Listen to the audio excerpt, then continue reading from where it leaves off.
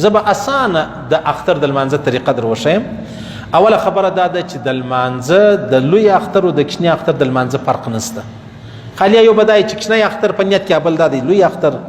او دویمه خبره دا ده نه اذان غواړي نه اقامت غواړي.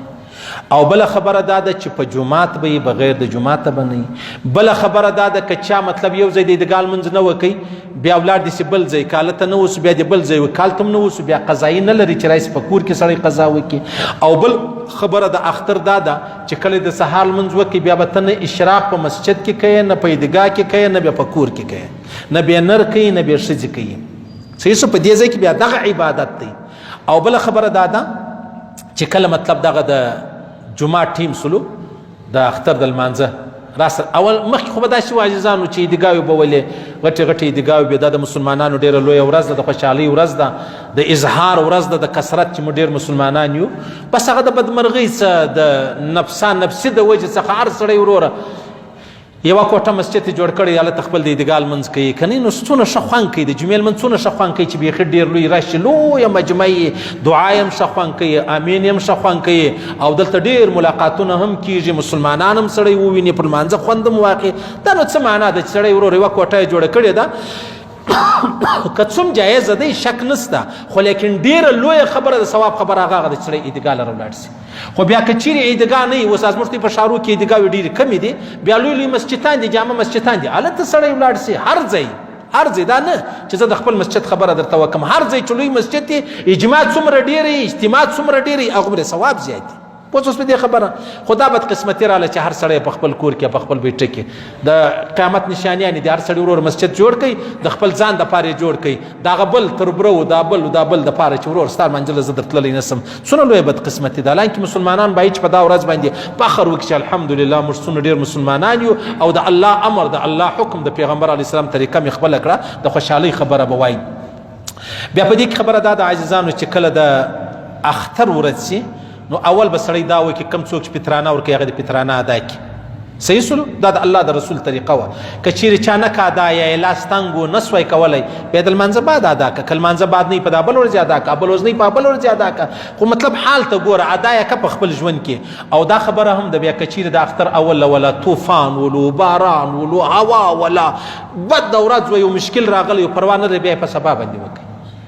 سبا دی وکړي د هغه عیدګاه کې دی مطلب د عیدګاه لمونځ وکړي اختر پرون تېر شوی دی د بل سبا نو بیا اجازه چې د هغه نشته په لوی اختر کې شته په کوچني اختر کې چې هغه نشته. د لمانځه طریقه داسې شوله عزیزانو چې 2 رکعته لمونځ واجب د کوچني اختر په دې امام پسې. دا کم تورې چې ما درته وویلې دا خو زه تا پوه کوم ما په خوله درته وویل ته به خالي دغه تورې په خپل فکر کې راګرځوې په خوله یې مه وایه چې 2 رکعته لمونځ کوم واجب کوم د کوچني اختر کوم په امام پسې کوم سره د دې مطلب مخ مې د قبلې و طرف ته سره د شپږو تکبیرو الله اکبر دا شان مه وایه خالي په زړه کې راوګرځوه د کوچني اختر 2 رکعته لمونځ الله اکبر. صحیح دا ما اسانه در وښول یا په زړه کې خو د هغه خبره ده چې کوچني اختر لمونځ دی الله اکبر لاس پر نامه کښېښوئ په هغه نیت کې خو دا تورې مسته چې 6 تکبیرونه زائد دا ورسره وایي. سبحانک اللهم ویل کېږي امام سبحانک اللهم وایي د سبحانک اللهم وروسته بیا 3 واره غوږو له ګوتې ویسو الله اکبر لاسونه یې لک الله اکبر لاسونه یې لک الله اکبر 3 واره بیا لاسونه چې پر نامه ونیسه. زموږ خلک منځونه نه زده کېږي نه د جنازې لمونځ زده کېږي نه د اختر لمونځ زده کېږي چې دا وسلو د قرات وویل سلو امام بیا رکوع سجده وسو بیا 2م رکعت شو 2م رکعت کې امام بیا څه کوي بیا مطلب هغه قرات وایي بیا چې کله رکوع له راځي بیا به 3 واره غوږ له لاس ویسو الله اکبر الله اکبر الله اکبر لاسونه یې لکه بس بیا امام 4م تکبیر وای بیا رکوع لره ولاړ سه. بیا چې رکوع لره کله ولاړې مطلب دغه رکوع وسو سجده وسو سلام وګرځېدی نو بیا امام 2 خطبې وای خطبه یوه د مطلب مابینځ کې کښېني 2 خطبې وای هغه خطبه اورېدل نو بیا دا واجب ده که سړی د هلته ورته ناست دی غوږ ورباندې نیول د هغه څخه ما بعد بیا د پښتنو مبارکۍ دی په مسجدانو کې باید چې سړی دا شی ونه کړي. دا زموږ ته خلک یا زموږ د چمن والا زموږ پښتانه ټول خلک د غسې دي بیا کاسې راوړي خوراکونه دا د مسجد شی نه دی. د مسجد بیا د بې حرمتي ده د باندې کلی دی یو ځای یې په هغه کې سړی مطلب د ډوډۍ موډۍ کې ترتیب برابر کړي دا شان ضروري نه دي لازمي نه دي. زموږ خلکو داسې ضروري او لازمي ګڼلي دي بیا خاص کر د سارا خلک ورور هغه ګرځه د اختر د سهار دپاره بیا کالي اغوستي دي هغه تیز عطر یې لګولي هغه زورور خوندوره لونګۍ یې ټینګه تړلي چوټې ورور په کال منځلم نه راغلی یا عیدګاه ته سړی تیاری وکړي دا موږ چې کم کالی یا غسل یا نوکام پرې کول یا نور مطلب دا د عیدګاه د لمانځه دپاره د سهار لمانځه دپاره نه وي بس نو دا خو نو صحیح چې لمونځونه نه کوي هغه بیا دا رقم په هېڅ شي نه یې خبر اکشنیانې لاسونه کور ته سره کوي دا عمر سره سره کړي موږ خو رامعلومېږي موږ لیدلي دي بیخي ډېر لیدلي دي خو الله پاک دې موږ ته هغه دین را نصیب کړي چې هغه الله او رسول موږ ته ښوولی دي هغه لاره دې الله را نصیب کړي چې هغه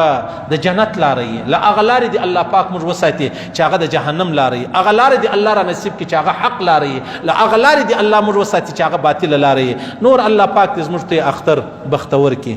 الله پاک دې د ټولو مسلمانانو دپاره د خوشحالۍ زیری کړي الله پاک دې د ټولو مسلمانانو دپاره د چا قریبان عزیزان ورک دي الله پاک دې دغه اختر دا روزه د هغه دپاره دومره برکتمن کړي چې هغه خپل کور ته راسي